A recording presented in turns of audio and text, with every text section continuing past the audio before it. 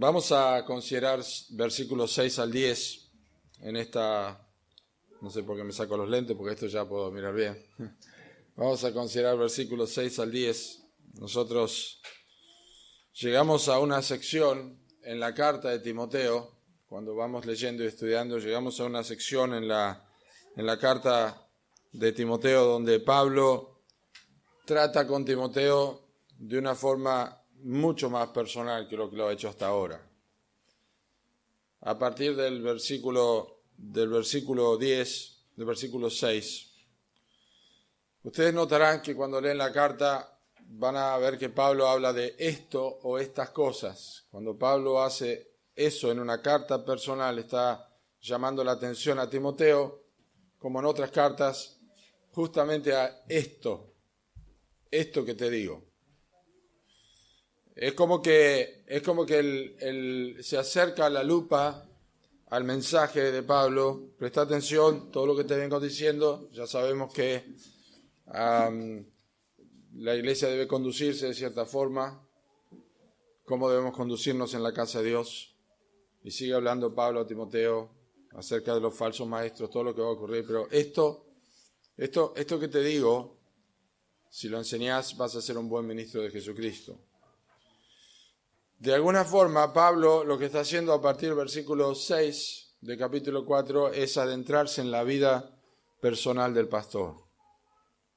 Yo sé que el pastor Alejandro estará de acuerdo conmigo porque han pasado por esto. De una u otra forma lo vemos. Pero yo le digo lo que yo le dije a mi iglesia. La verdad lo dije entre lágrimas. Ahora el momento ha pasado y estoy en otro contexto.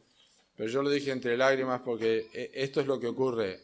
Cuando uno llega a enseñar esto, cuando un pastor empieza a enseñar esta porción de Timoteo, le está diciendo a los hermanos, vengan a mi casa, vengan a mi estudio, entren y siéntense conmigo y vengan a ver mi vida privada. A nadie le gusta que vean la vida privada de otro. Algunas cosas son privadas que podemos compartir y otras no nos gusta compartir. Pero la vida del pastor es una vida que en algunos aspectos, la vida privada, está abierta a todos. Porque tiene que ser ejemplo, es lo que más adelante va a decir el apóstol Pablo. El ejemplo es lo que se ve afuera, es lo que uno observa. Pero eso sale de una convicción interior, de un corazón. Y eso es lo que Pablo está haciendo acá con Timoteo. La vida de un pastor puede y debe ser pública mientras busca cumplir el ministerio que Dios le ha dado. Su vida modela y ejemplifica para su propia iglesia a quienes lo rodean. Déjenme leerles lo que dice el Antiguo Testamento, para que vean que no es una idea solamente del Nuevo Testamento en cuanto a los ministros de Dios, a los que predican la palabra, pero dice así en el Antiguo Testamento, en el libro de Malaquías, hablando de los sacerdotes, porque los labios, mi pacto fue con él, con Leví, con él fue de vida y de paz, las cuales cosas yo le di para que me temiera y tuvo temor de mí, delante de mi nombre estuvo humillado. La ley de verdad estuvo en su boca, iniquidad no fue hallada en sus labios, en paz y en justicia anduvo conmigo, y a muchos hizo apartar de la iniquidad, porque los labios del sacerdote han de guardar la sabiduría, y de su boca el pueblo buscará la ley, porque mensajero es de Jehová de los ejércitos. Oseas dice, tu pueblo será como el sacerdote. Pablo dijo, sed imitadores de mí, así como yo de Cristo. La vida del pastor ejemplifica y modela para su propia vida y a los que le rodean. Y hoy solamente vamos a ver esta sección que podemos llamar la piedad de un pastor, que abarca versículos 6 al 10.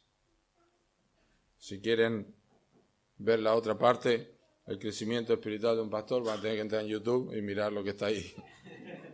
Que es versículos 11 al 16. En realidad El domingo que viene voy con versículo 15 al 16.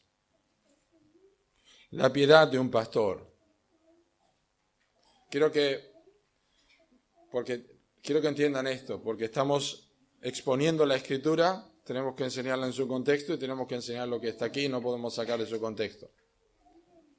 Cuando yo hablo de la piedad de un pastor, estoy diciendo que esto tiene que ser un ejemplo y tenemos que verlo a través de la Escritura, lo que vemos en la vida de un pastor, pero yo tengo que mirar a mi propia vida también, porque yo leo 1 Timoteo, ustedes leen 1 Timoteo, los pastores lo leen y los que no son pastores leen 1 Timoteo. Es como cuando leemos 1 Timoteo 3.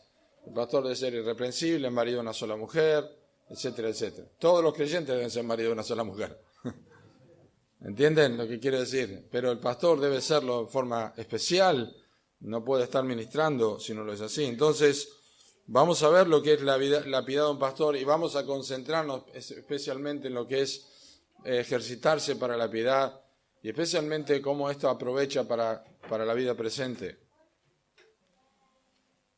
Y por eso quiero que veamos algunas cosas que se desprenden de estos textos, de partir del versículo 10, que van enfocándose hacia la piedad, el ejercicio de la piedad. Y en primer lugar quiero que observen que la piedad de un pastor implica que un pastor no olvida su posición de siervo. Dice el texto, si esto enseñas a los hermanos, serás un buen ministro de Jesucristo. Esto define su posición, un buen ministro. En capítulo 3, versículo 1 dice, si alguno anhela obispado, buena obra desea. Esta es la segunda vez que aparece la palabra bueno aquí. Es una palabra kalos, que significa bueno en su forma, en su práctica. Un buen oficio requiere de un buen ejecutador del oficio. La obra del ministerio es una buena obra que se desea, pero tiene que haber un buen ministro que la desempeña. Sobre todas las cosas, la piedad del pastor se orienta bíblicamente siempre recordando que rinde cuentas a Jesucristo. Si esto enseñas a los hermanos, serás un buen ministro de Jesucristo. Los pastores sirven a Jesucristo y esto significa que muchísimas veces son incomprendidos. Viven en soledad, una soledad que nunca va a acabar, pero no es una soledad de desesperación, es una soledad necesaria. Jeremías, capítulo 23, dice, ¿quién estuvo en lo secreto de Jehová y oyó y vio su palabra? Si hubieran estado en lo secreto de Jehová, habrían hecho oír al pueblo mis palabras. La soledad del pastor requiere que esté siempre recordando que rinde cuentas a Jesucristo. Pablo dice a los Gálatas en capítulo 1, versículo 10, si yo agradara a los hombres, no sería siervo de Jesucristo. Capítulo 4 de 1 de Timoteo, el apóstol Pablo en este precioso texto sobre los administradores de Dios dice, así pues téngannos los hombres por servidores de Cristo y administradores de los misterios de Dios. El pastor que va a ser un pastor piadoso no olvida su posición de siervo. Ministro aquí es la palabra diácono, no diácono como oficio en capítulo 3, sino diácono como ministro. El diácono es el diaconis, es una palabra compuesta en el griego que dice levanta el polvo, porque va de un lado para otro. Es un siervo, diácono es lo que representó Cristo en Juan capítulo 13, cuando lavó los pies de sus discípulos, se transformó en un diácono. Él no solamente es el gran pastor de las ovejas, sino que es el gran diácono de su pueblo. Jesucristo es el diácono, es el ejemplo el primer ejemplo y el más grande. Y Pablo define la posición de Timoteo como buen ministro. Es una posición de siervo. La posición de siervo no es la posición de que el que está siempre con la cabeza baja y sirviendo. No, la posición de siervo es la posición de alguien que hace lo que le mandan y que está dispuesto a sufrir las consecuencias, pero no está dispuesto a hacer lo contrario a lo que le indica su jefe, su Señor. La piedad comienza con un reconocimiento de a quién servimos.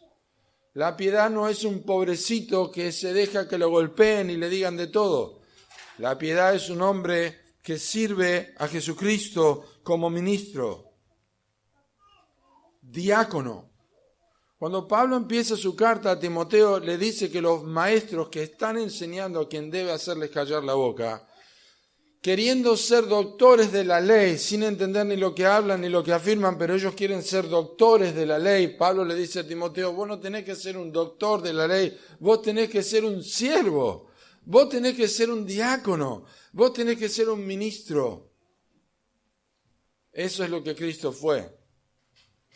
No olvida su posición de siervo.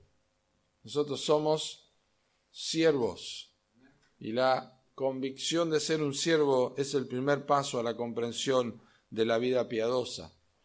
Porque todos los cristianos son en definitiva siervos de Dios. Romanos 6 lo hace evidente. Nosotros éramos siervos de la injusticia. Ahora hemos sido entregados a aquella forma de doctrina a la cual fuisteis entregados. Ahora servimos a la justicia.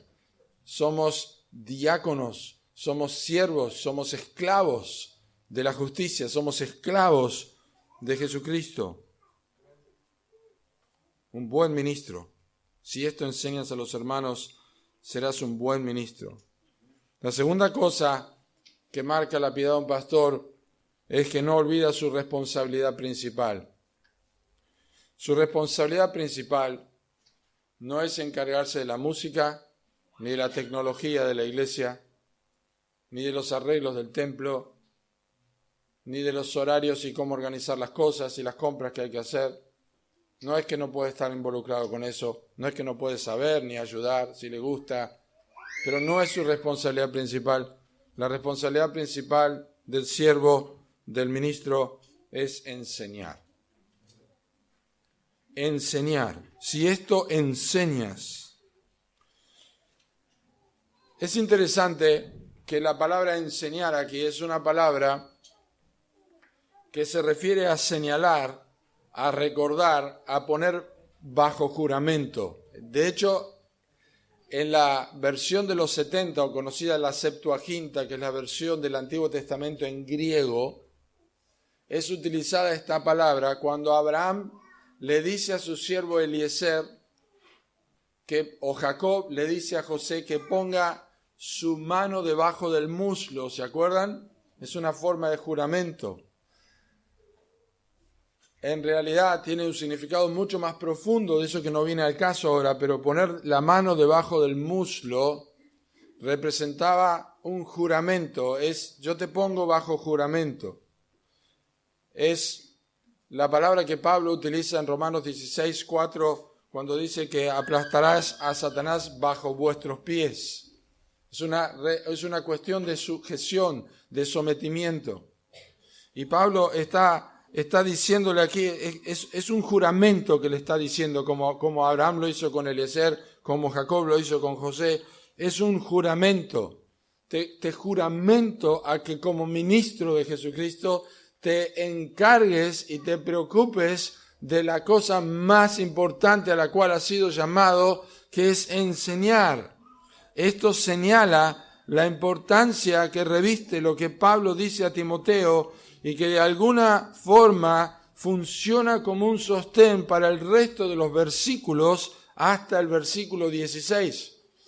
Es el es la sombrilla sobre lo cual descansa el resto. Por esto Pablo le recuerda a Timoteo que tiene que enseñar, y esto no se hace automáticamente.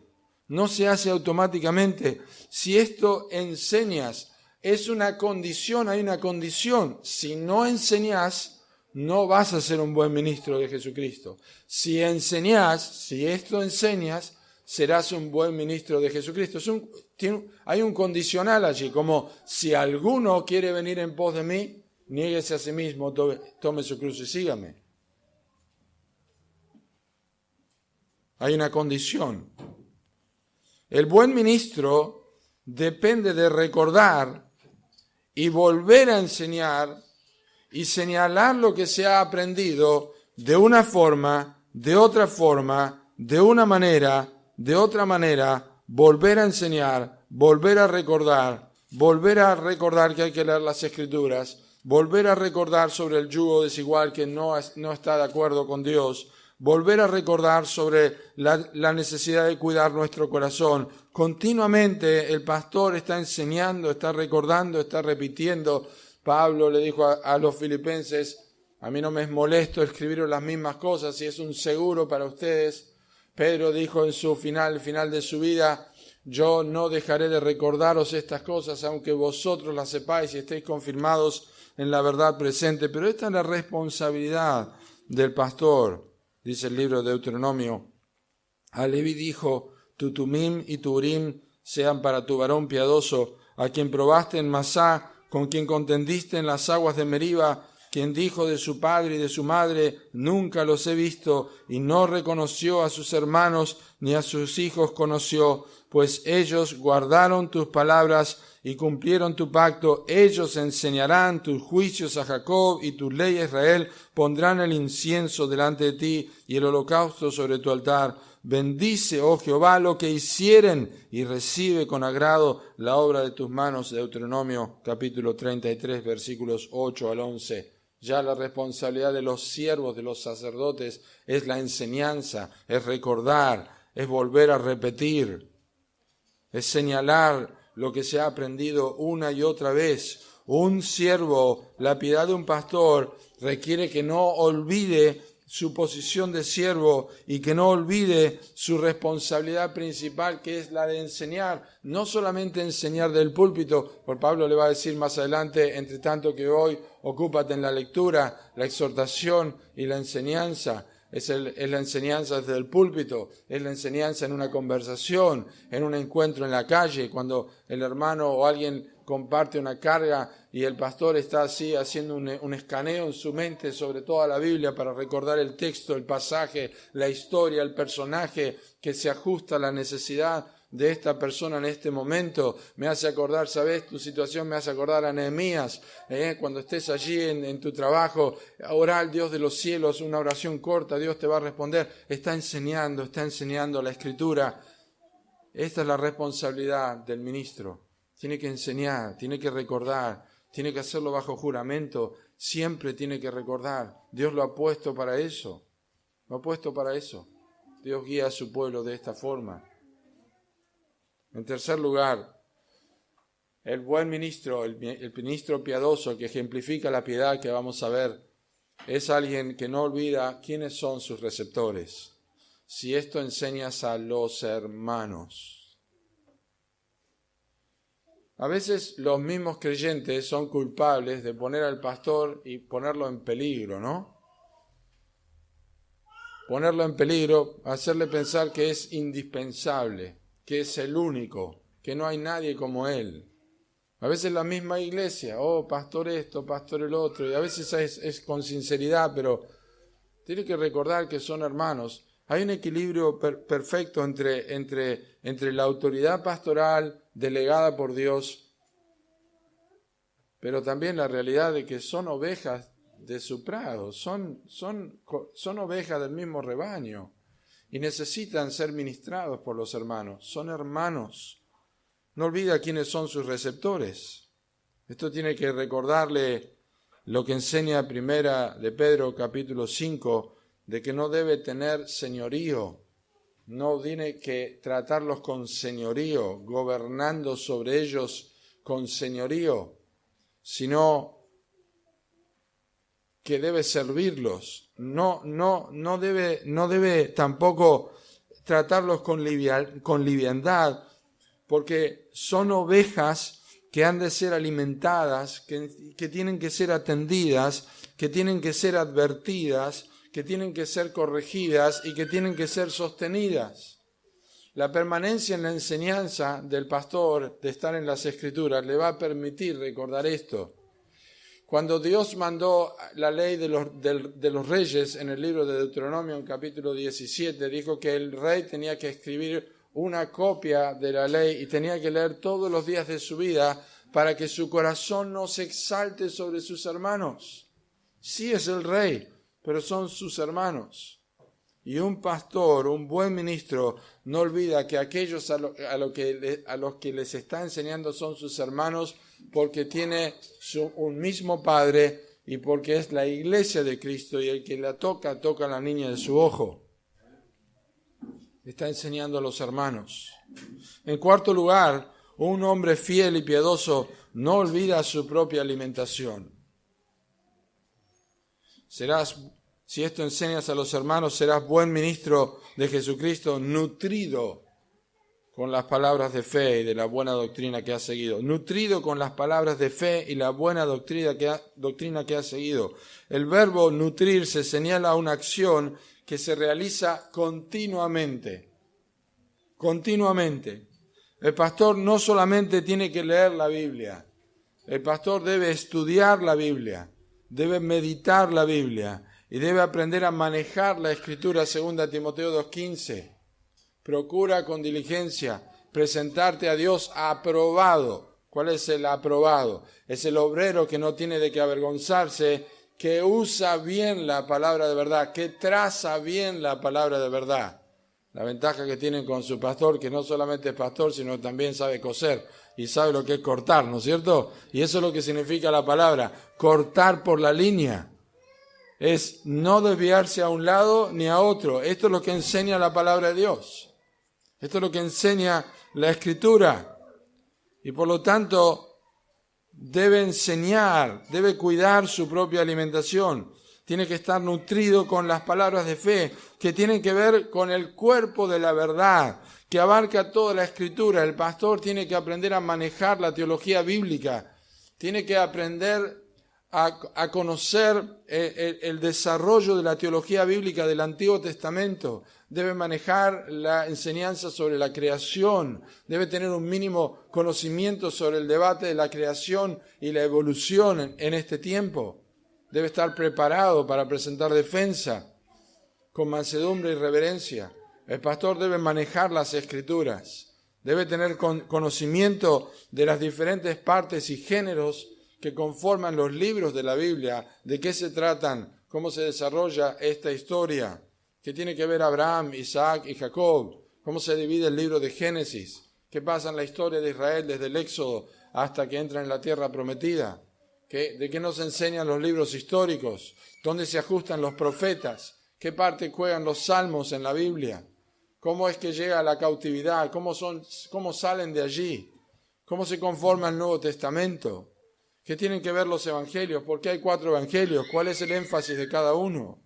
¿Qué enseña el libro de Romanos? ¿Cómo se desarrolla la doctrina en Romanos? ¿Cómo Pablo realiza los viajes misioneros? ¿Qué nos enseña el libro de Hechos? ¿Cómo se relacionan con las epístolas? ¿Qué enseña cada epístola? ¿Cuál es el tema principal? ¿Qué tiene que ver el libro de Apocalipsis? ¿Cómo termina la historia? Y tiene que estar toda la vida aprendiendo eso, porque ni el pastor Alejandro ni yo conocemos todo esto, pero trabajamos para aprender. Yo tengo más años en el ministerio, pero yo sigo aprendiendo. Escucho, hablo con él, como estuvimos anoche, escucho, aprendo cosas. Le digo a Mario, es verdad, pasamos lo mismo. Tiene que estar aprendiendo, tiene que ser receptivo, tiene que estar siempre siendo enseñable, tiene que estar siendo alimentado. Es el cuerpo de verdad que abarca toda la Escritura.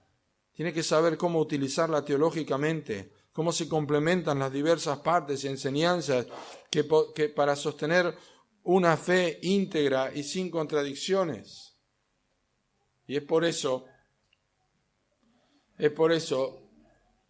que la Biblia, dentro de las responsabilidades ministeriales del pastor, van a encontrar que no le hace un mandato a la visitación.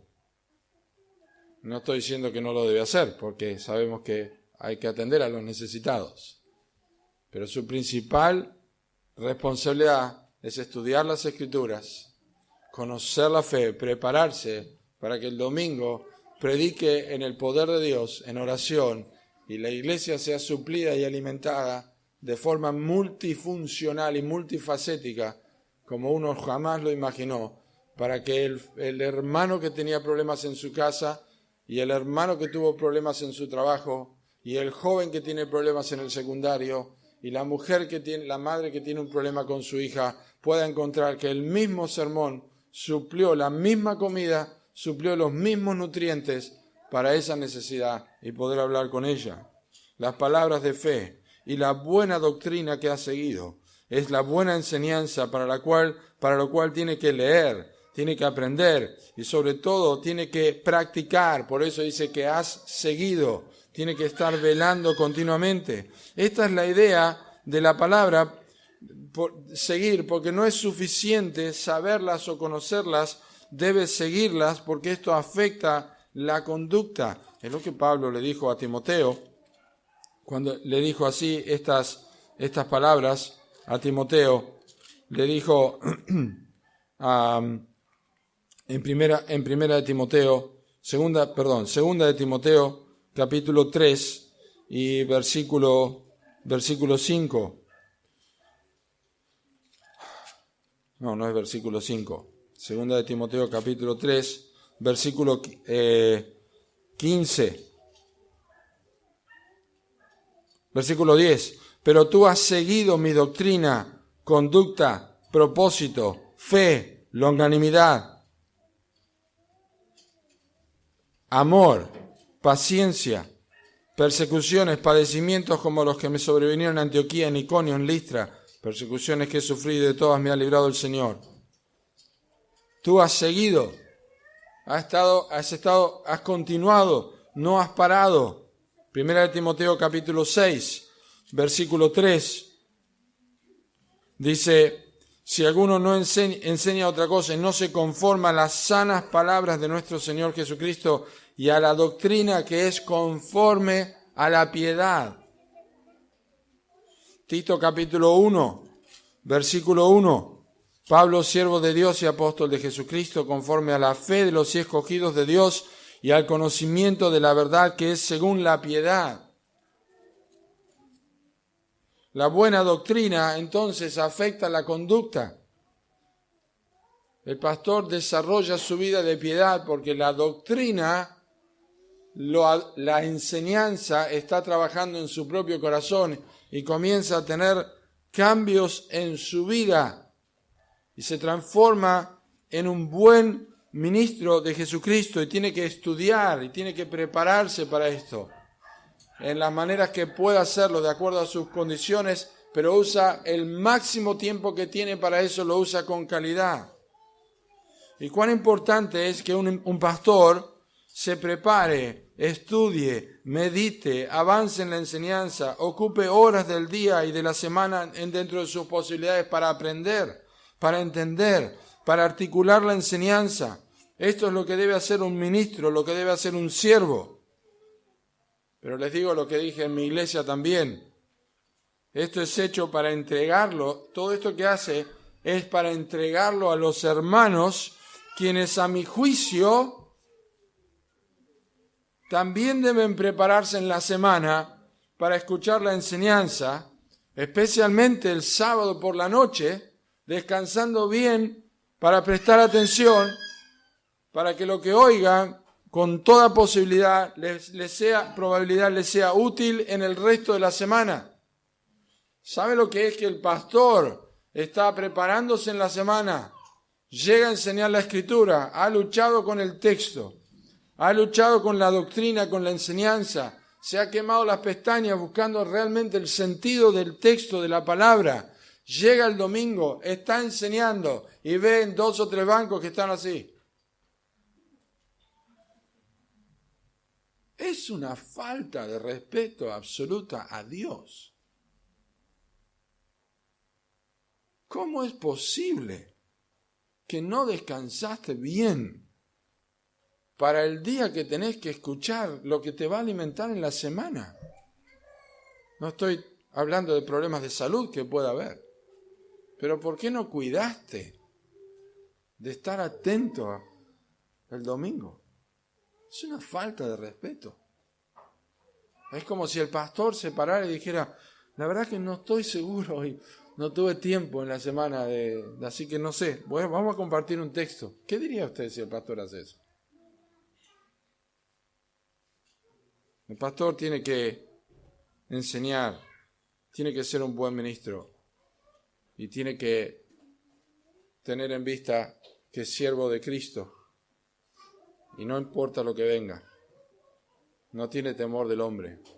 ¿Sabe lo que pasa con el temor del hombre?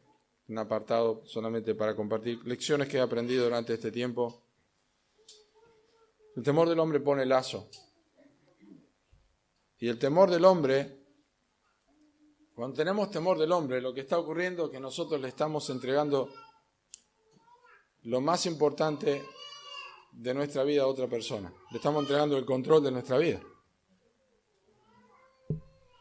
¿Qué pensará si yo hago esto? ¿Qué dice fulano de tal? Este va a decir esto. ¿Qué va a pasar cuando me vea? Ya le entrego el control. Le entrego el control. Porque ahora yo no puedo hacer nada porque estoy pensando qué es lo que va a decir. Ese es el temor del hombre. La codependencia, que se llama también. Hay varias formas de expresarlo. La codependencia, el temor del hombre, es hacer las cosas como resultado de lo que otro va a decir o pensar de mí. Ahora, el temor de Dios. Si yo vivo pensando lo que Dios piensa de mí, lo que va a decir Dios de mí, ¿qué pensará Dios de esto cuando me vea? ¿Qué dirá Dios cuando yo actúe de esta forma? Eso es sumamente saludable. Es una codependencia de Dios. Veía al Señor siempre delante de mí. Porque está a mi diestra, no seré conmovido. Elías era un hombre semejante a pasiones como las nuestras, pero Dios lo sostuvo, oró fervientemente. ¿Por qué? Porque Elías vivía en codependencia de Dios. Vive Jehová, en cuya presencia estoy. El coram Deo, el rostro de Dios, la opinión de Dios, lo que Dios diga, hace que un hombre sea un buen ministro de Jesucristo. A mí me importa lo que piensa Dios de mí. Si agradara a los hombres, no sería siervo de Cristo. Esto no sale de la noche a la mañana. Porque Pablo dice en 2 Corintios 5, conociendo pues el temor de Dios, persuadimos a los hombres. Mi vida está ante los ojos de Dios y yo no puedo dejar de hablar lo que tengo que decir. No podemos dejar de decir lo que hemos visto y oído. Les han azotado, les han golpeado. No podemos dejar de decir lo que hemos visto y oído. Hoy leía el pastor Alejandro, uno siempre aprende cosas nuevas, ¿no? Cuando está leyendo, escuchando la palabra de Dios. Dice que les lavó las heridas. Ellos estuvieron cantando toda la noche con las heridas en la espalda. No había puesto a pensar eso. No es que, espera que me curen y después me voy a poner a cantar. Me duele acá, después que me arregle me pongo a cantar. No, siguió cantando con las heridas. Porque Dios es digno de esto. Y en quinto lugar, el buen ministro de Jesucristo no pierde de vista el tesoro más grande sobre el que debe gravitar su vida. Es la piedad. Desecha las fábulas profanas y de viejas, ejercítate para la piedad. ¿Qué es la piedad? ¿Qué es la piedad? La piedad se refiere a la verdadera reverencia hacia Dios que proviene del conocimiento de Él. Es el temor de Dios. La piedad se refiere a la verdadera reverencia hacia Dios que proviene del conocimiento de Él. Miren, lo digo con un buen sentido. Cuando la gente me conoce por primera vez, un respeto porque es el pastor Ricardo. Después cuando me van conociendo que soy humorista, no es que se pierda el respeto, pero se entra en confianza. Nos pasa con todos, ¿verdad? No es que esté mal, pero entramos en confianza porque conocemos más a la persona. Con Dios debe pasar lo mismo. Solamente que nuestra reverencia por Dios crece cada vez más, porque lo conocemos más. Es una actitud, la piedad es una actitud correcta hacia Dios, hacia su santidad, hacia su majestad y hacia su amor. El reconocimiento, dice el autor, un autor, porque no tengo el nombre acá, me olvidé de ponerlo, creo que es Barclay. El reconocimiento de la dependencia de Dios, la confesión de la dependencia humana, el tributo de homenaje que el hombre rinde con la certeza de que necesita su favor, todo esto es la eusebia que se manifiesta en la conducta y la conversación, en el sacrificio y la oración. La piedad es la reverencia del hombre que no deja de ser consciente de que toda su vida está vivida en la presencia de Dios. Toda su vida, no solamente acá, especialmente su vida en privado. Como dijo Robert Murray McCheyne, el predicador escocés, lo que un hombre es a solas en la presencia de Dios, un hombre o una mujer a solas en la presencia de Dios, eso es y nada más. Tú no eres el cristiano de acá, tú eres el cristiano de la soledad, lo que sos en tu vida privada. ¿Cómo tratás el Netflix? ¿Cómo tratás el Internet? ¿Cómo tratás la lectura de la Biblia? ¿Cómo tratás los memes que mandás por WhatsApp? Eso es y nada más. Porque vivimos en la presencia de Dios. Y la piedad necesita ser ejercitada. Vivir ante los ojos de Dios. ¿Ustedes saben lo que nos espera a nosotros teniendo toda la Biblia? Elías tenía el Pentateuco solamente. El conocimiento de Elías, de Dios, provenía del Pentateuco. De cómo era Dios. Los hombres del Antiguo Testamento tenían el Pentateuco. Nosotros tenemos toda la historia. Inclusive, nosotros sabemos cómo termina la película. Nosotros sabemos del Cordero y León. Con más razón, tenemos más ingredientes para ser piadosos. Sabemos que un día la gente va a decir a los montes, caigan sobre nosotros. Escondernos la presencia del rostro del Cordero. O sea, sabemos que va a pasar esto. Pero Elías, con eso solo, dijo, vive Jehová en cuya presencia estoy. Vivo en la presencia, vivo coram Deo, vivo en la presencia de Dios. Ahora, hay que sacar los palos de la rueda. Por eso Pablo le dice a Timoteo, desecha las fábulas profanas y de viejas. Es una palabra bien fuerte en el original y también en el español, y tiene su paralelo para que vean la idea de lo que significa. Déjenme leerles este texto, la palabra desechar. En Lucas, el Evangelio de Lucas dice 14:18, y todos a una comenzaron a excusarse. El primero dijo, he comprado una hacienda y necesito ir a verla, te ruego que me excuses. Comenzaron a excusarse, comenzaron a desechar la invitación a la boda, desecharlo. No voy a participar, no voy a ir, no lo tengo en cuenta. Transmite el sentido de suplicar o de querer ser excusado de una respuesta positiva.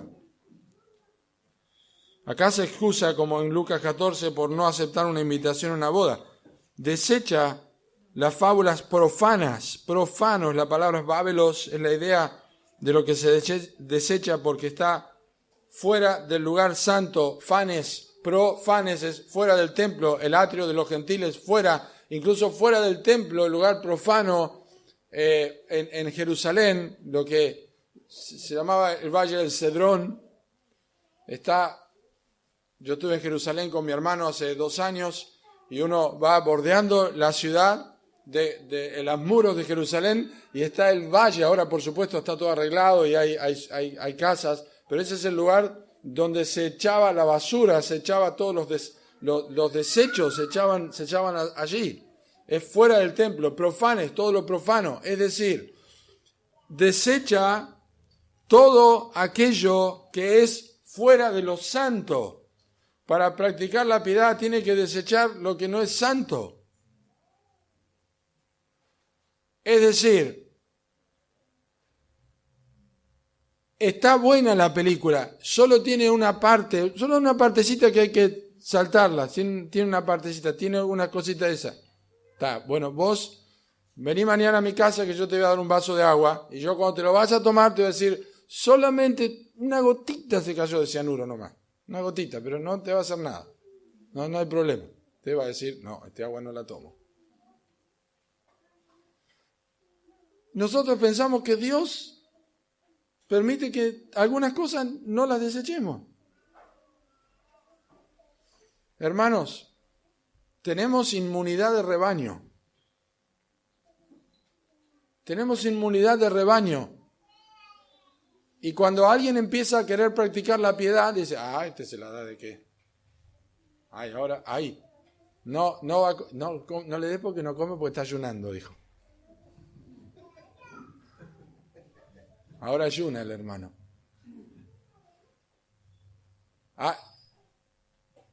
No, dice que a las 3 de la tarde se va a orar porque es el tiempo de orar, porque ora a la mañana, al mediodía, a la tarde. Claro, yo oro a la mañana cuando leo la Biblia.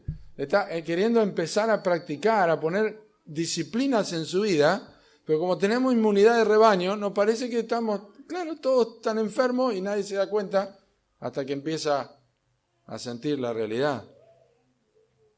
Todos han perdido el olfato. Todos han perdido el gusto.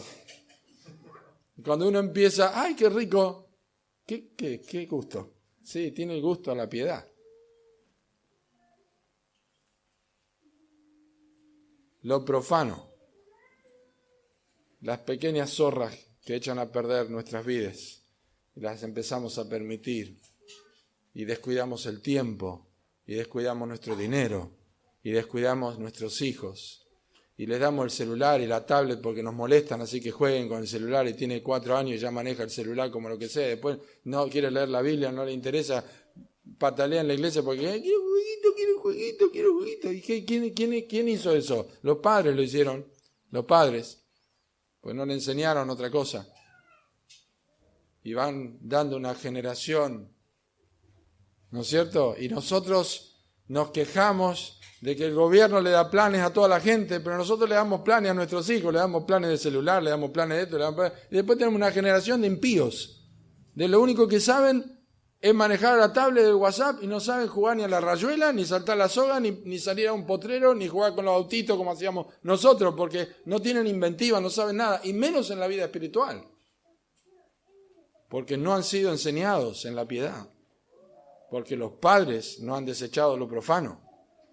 Han hecho la vista gorda a los pequeños pecadillos que no son graves, por temor a que le pregunten si en su casa miran, qué sé yo, la serie tanto en Netflix y no la miro porque, ¿sos qué? Desecha lo profano y las fábulas de viejas. En los círculos filosóficos de la época se utilizaba un pequeño calificativo, es un poco sarcástico el calificativo, cuando querían amontonar desprecio sobre algún punto de vista, lo llamaban mito de viejas.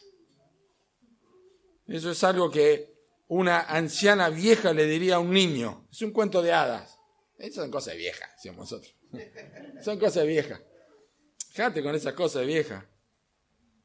No me vengas con tus mitos de vieja, así decía. Y el pastor debe desechar todo este tipo de cosas. ¿Usted qué cree, que la tierra es plana o la tierra es redonda? ¿qué es? Me voy a poner a discutir si la Tierra es plana, es redonda. Pero hay los terraplanistas, están con esto, hay creyentes, hay científicos. No me interesa hablar de esas cosas a mí. No me interesa hablar de eso, no tengo interés en hablar de eso. Desecho esas fábulas, no pierdo tiempo con eso. Pero miren, ya entrando al final, el corazón del mensaje, estamos con tiempo, ¿verdad? Ejercítate para la piedad. Bueno, lo habrán estudiado ustedes que la palabra ejercitarse es la palabra gimnasio, de donde viene la palabra gimnasio. Y ya saben, los que han ido a un gimnasio alguna vez, yo cada tanto, Mario lo hace más seguido, yo cada tanto me agarran épocas, voy, me hace bien por la espalda, y no voy a competir en ningún lado, pero me hace bien, es bueno el ejercicio. Uno va al gimnasio y uno sabe que no puede hacer todas las cosas a la misma vez. Los que van al gimnasio saben, bueno, lunes, miércoles, viernes, martes, piernas, hombro, brazo, y eso requiere un tiempo. La palabra piedad aparece 9 veces en 1 Timoteo. Pablo es quien más la usa en el Nuevo Testamento y en las epístolas pastorales. Pedro también lo hace en sus cartas. Timoteo tiene que perseguir la piedad. Lo leímos hoy, 1 Timoteo 6, no leímos 1 Timoteo 6:11. Dice, mas tú, oh hombre de Dios, huye de estas cosas y sigue la justicia, la piedad, el amor, la paciencia, la mansedumbre. Sigue la piedad. Timoteo tenía que perseguir la piedad. Vivir en piedad es lo mejor y más importante a lo que debe aspirar un pastor y cualquier cristiano. Se aprende por la gracia de Dios. Y ahora voy a leer una cita muy importante del pastor John Piper sobre la diferencia entre caer en que los medios son el fin. Pero la piedad se aprende por gracia. Escuchen lo que dice Pablo a Tito. Porque la gracia de Dios se ha manifestado para salvación a todos los hombres,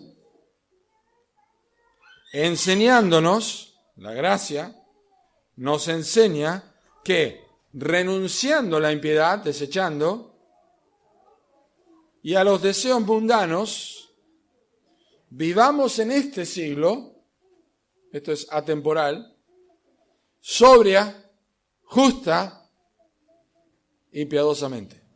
Ya le dijo Pablo a Timoteo en la carta, el capítulo 2, para que vivamos quieta y reposadamente en toda piedad y honestidad. Pero la gracia de Dios que opera en mi vida comienza a enseñarme esto no y esto sí. Estudio la Escritura, Dios es así, y como Dios es así, yo tengo que vivir de esta forma y practico la piedad. Claramente tiene un precio. La piedad tiene un precio. No se equivoque, tiene un precio. Que ir al gimnasio hay que pagar. Tanto más ejercicio, más días, usted más paga. Y la piedad tiene un precio. Pues dice, y también todos los que quieren vivir piadosamente en Cristo Jesús padecerán persecución. 2 Timoteo 3:12. Y también, dice Pablo, quiero que sepas, Timoteo, también que los que quieren vivir piadosamente en Cristo Jesús padecerán persecución. No es una opción, vas a tener problemas. Persecución en tu trabajo, persecución en tu casa, con los amigos, no persecución con una ametralladora, no necesariamente, pero persecución de pérdida de amistades, maltrato, desprecio. Vas a padecerlo, tiene un precio la piedad. Vivir en este mundo, el único pescado que nada a favor de la corriente es el pescado muerto. Los demás todos van en contra de la corriente, porque están vivos. Y esto requiere ir en contra de la corriente. La piedad hace que nosotros vivamos de una forma opuesta al mundo. Esta es otra forma de expresar lo que Pablo le dice a los romanos cuando les dice: no conforméis a este siglo, sino transformaos por medio de la renovación de vuestro entendimiento, para que comprobéis cuál sea la buena voluntad de Dios, agradable y perfecta. No conforméis a este siglo es desecha las fábulas profanas y viejas. Transformaos por medio de la renovación de vuestro entendimiento es ejercítate para la piedad. Es lo mismo que Pablo le dice a los Efesios en capítulo 4, despojado del viejo hombre, esto es desecha la fábula profana y vieja, y vestido de un nuevo hombre creado según Dios en la justicia y santidad de la verdad, esto es ejercítate para la piedad. No hay secretos en la Biblia, sino que Dios nos dice las cosas de otra forma para que nosotros pensemos que es la primera vez que lo escuchamos. Porque si no, pensamos que ya lo sabemos. Necesitamos practicar la piedad. Tiene un precio. Podría ser que nuestra incapacidad para disciplinarnos en la piedad explique al menos en cierta medida nuestro fracaso a la hora de ser sal salada y luz que ilumina. En una sociedad cada vez más oscura e impía, podría ser que es eso. No es que los incrédulos son tan duros, que son duros, pero puede ser que el problema es compartido, que el problema es que son duros y están muertos en delitos y pecados, pero que no hay sal salada ni luz que ilumina, porque nuestra vida de piedad no es lo que debe ser. Pastor, estoy luchando, y usted sabe, pastor, que lucho con esta tentación y lucho con este problema. ¿Nunca pensaste que Dios sabe librar de tentación a quién? A los piadosos. No os ha sobrevenido ninguna tentación que no sea humana, pero fiel es Dios que no os dejará ser tentados más de lo que podéis resistir, sino que os dará también juntamente con la tentación la salida para que podáis soportar. Él sabe librar de tentación a los piadosos, pero si vos llevas una vida desordenada, de no leer las Escrituras, de no buscar a Dios, de no rechazar, no podés ni siquiera con un zapping de televisión, me vas a decir que vas a enfrentarte con una mujer que pasa en minifalda por la calle, varón. ¡Ay! Otra vez. Pero si no, en tu vida privada no lo haces, con menores acceso de lo que podría ser en la calle que es sorpresiva, sino que vos sabés que viene eso y lo seguís mirando.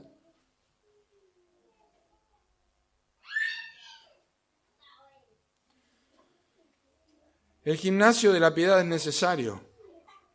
Hay mucho conocimiento y poca práctica. Necesitamos disciplinas espirituales. Nosotros tenemos toda la garantía. Escuchen lo que dice. Tenemos todas las garantías. Como todas las cosas que pertenecen a la vida y a la piedad, qué precioso versículo, todas las cosas que pertenecen a la vida y la piedad nos han sido dadas. Ay, Señor, ya las tenemos. Nos han sido dadas por su divino poder. No las tuvimos ni andar. Dios ya nos lo dio, no están escondidas atrás de una pared. Mediante el conocimiento de aquel que nos llamó por su gloria y excelencia, por medio de la cual nos ha dado otra vez preciosas y grandísimas promesas para que por ellas llegases a ser participantes de la naturaleza divina, habiendo huido la corrupción que hay en el mundo a causa de la concupiscencia. Vosotros también. Sí, ejercítate, poniendo toda diligencia por esto mismo, añadid a vuestra fe virtud, a la virtud conocimiento, al conocimiento dominio propio, al dominio propio paciencia, a la paciencia piedad. Vos querías empezar con la piedad, pero no hiciste nada con la virtud, con la fe, con el conocimiento. A la piedad, afecto fraternal, y al afecto fraternal, amor. Siempre digo lo mismo, Mario ya lo ha escuchado, pero la Biblia tenemos que leerla para que nos ayude a entender estos textos. Y alguien dijo, añadid a vuestra fe virtud. A la fe de Abraham, la virtud de José. A la virtud de José, el conocimiento de Salomón. Al conocimiento de Salomón, el dominio propio de Pablo. Al dominio propio de Pablo, la paciencia de Job. A la paciencia de Job, la piedad de David. A la piedad de David, el afecto fraternal de Jonatán. Y al afecto fraternal de Jonatán, el amor de Juan. ¿Se dan cuenta? Son personas que nos ayudan a ejemplificar de qué manera yo puedo practicar esto. No es invención mía, lo leí, lo memoricé, me quedó tanto que me ayuda mucho a recordar este texto. Pero todo nos ha sido dado para eso ya. Escuchen, dice el pastor John Piper, hay medios para la piedad, pero no son fines en sí mismos. Una persona no es automáticamente piadosa solo porque practica las disciplinas espirituales. Este fue el error de los fariseos, porque aunque oraban, memorizaban las escrituras, ayunaban y practicaban otras disciplinas, Jesús los señaló como el epítome de la impiedad. Es el ejemplo más grande de la impiedad. La piedad es el resultado de que el Espíritu de Dios nos cambia a la semejanza de Cristo por medio de las disciplinas. Sin la fe y los motivos correctos al practicarlas, las disciplinas pueden ser obras muertas. El propósito de practicar las disciplinas espirituales no es ver cuántos capítulos de la piedad podemos leer o cuánto tiempo podemos orar, ni se encuentra en cualquier otra cosa que pueda ser contada o medida. No somos necesariamente más piadosos porque nos dediquemos a estas prácticas bíblicas. En cambio, estas prácticas bíblicas deberían ser los medios que resulten en la verdadera piedad, la intimidad y la conformidad a Cristo.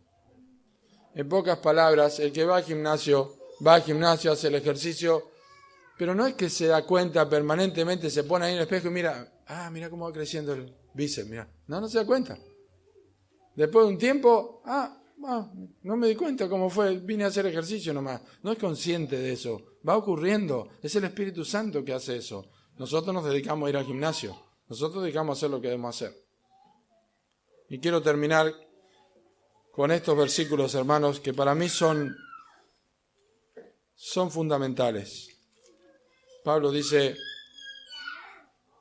el ejercicio corporal para poco es provechoso, no vamos a dedicar tiempo a eso, entendemos. Puede referirse al ejercicio corporal mismo, todo lo que había en los deportes, los griegos, también puede referirse al ascetismo de los versículos 1 al 5, de no comer esto, no hacer esto, lo otro, es para poco provechoso. Pero la piedad para todo aprovecha.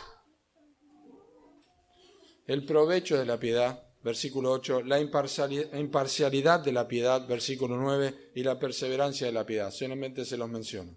Pero el provecho de la piedad para todo aprovecha, pues tiene promesa de esta vida y de la presente. Y de esta vida presente y de la venidera. Cuando practicas la piedad, es cuando vas a entender cómo Romanos 8:28 se aplica a tu vida. Y sabemos que a los que aman a Dios, todas las cosas les ayudan a bien.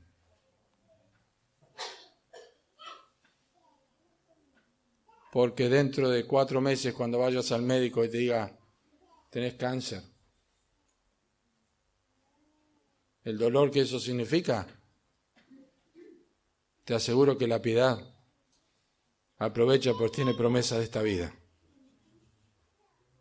Pero ¿cómo es que está tan tranquilo? Dios es mi Dios.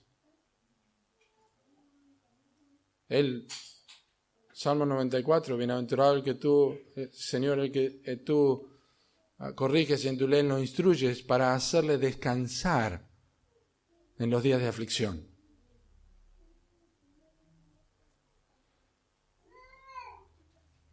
Hace unos 3 años, Elizabeth Quiroga, una fiel hermana en Buenos Aires, fue diagnosticada con cáncer de mama, se fue a los huesos, quimioterapia, 2 niños pequeños, joven, 34, 32 años, su esposo también. Y al tiempo recibíamos noticias, yo estaba ya en el sur, no había ya tanto contacto, pero por Facebook y todo eso.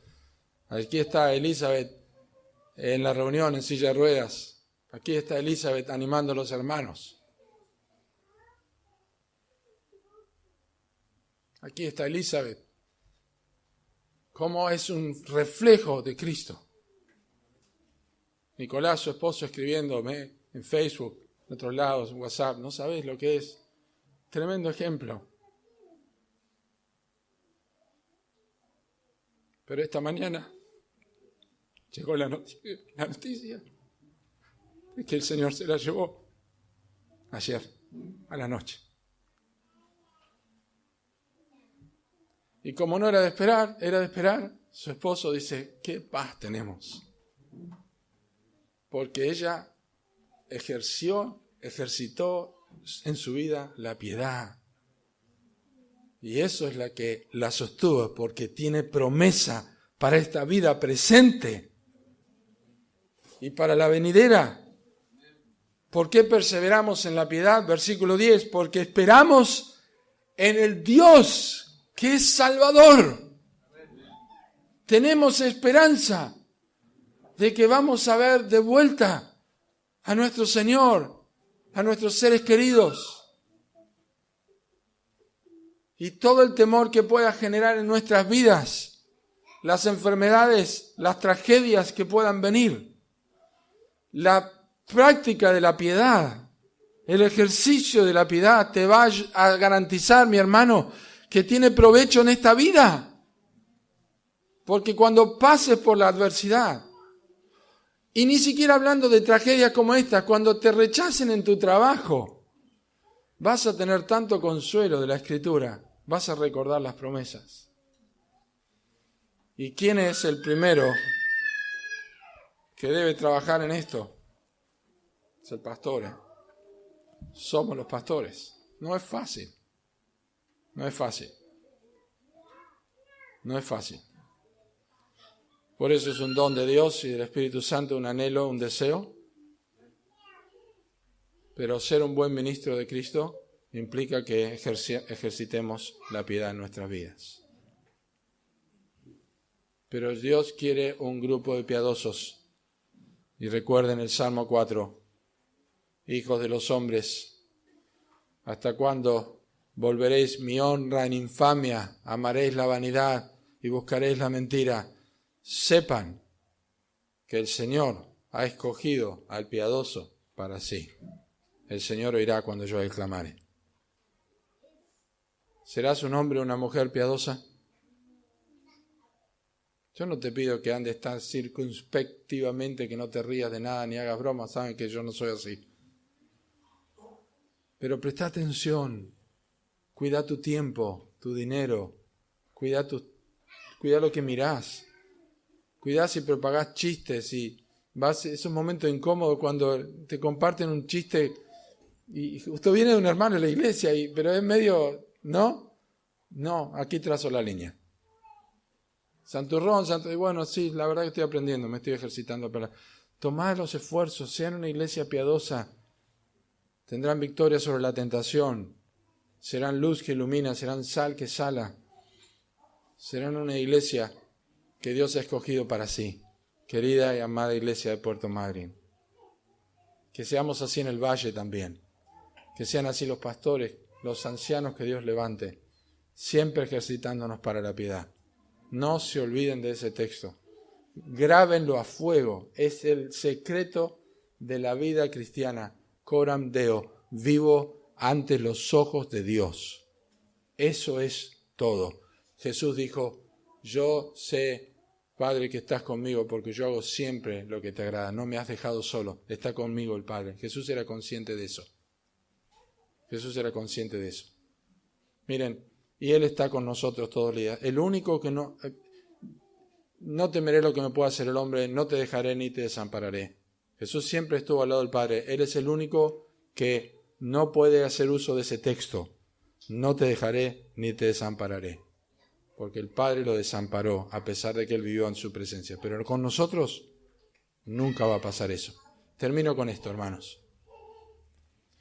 La peor cosa que podés hacer es practicar la piedad en un espíritu legalista, es decir, yo voy a empezar a hacer esto porque Dios me va a dar esto. Mira, eso es la peor cosa que podés hacer. Tenés que hacerlo porque Dios te ama. Mira, lo que hagas en tu vida piadosa no va a cambiar tu posición delante de Dios. Ya sos perfecto en Cristo. No va a crecer ni va a menguar. Así que cuando falles, no va a cambiar tu posición en Cristo, no va a cambiar nunca. Si tenés que cruzar, Si tenés que subir o escalar una montaña con una de esas ganchos y subiendo de 25 o 30 metros de altura, cualquiera de nosotros tendríamos temor de hacerlo. Pero si te dicen que abajo hay una malla elástica, bueno, sí, yo sí, entonces sí. ¿Por qué? Pues si me caigo no me pasa nada. Esa es la diferencia entre el cristiano legalista y el cristiano que sabe que Dios le ama. Que me voy a caer, porque te vas a caer, porque vas a fallar en tu lectura bíblica, porque vas a fallar en la televisión y vas a fallar con otras cosas. Pero Dios te ama, te levantás de vuelta y volvés a ejercitar la piedad. Porque no vas a ganarte el cielo por eso, ya está, el cielo fue ganado por otro. Dios te ama, conservaos en el amor de Dios, es como ese ají en aceite, está ahí conservado, no tiene que salir de eso, Dios te ama, esa es la virtud para poder vivir para la gloria de Dios, y aunque caemos nos levantamos de vuelta porque lo hago, no porque Dios me debe algo, sino porque yo soy deudor eterno, porque Él ya me ama, y yo quiero otra vez procurar crecer y abundar en el Señor, y aunque caiga me sostiene el amor de Dios, y otra vez subo otra vez, y clamo y vivo en la piedad porque puedo hacerlo y puedo hacer como dice el salmista, que yo puedo correr en libertad porque guardé tus mandamientos. Nada me va a parar. Hermanos, vivan piadosamente en Cristo Jesús. Dios los sostiene y Dios los guarda.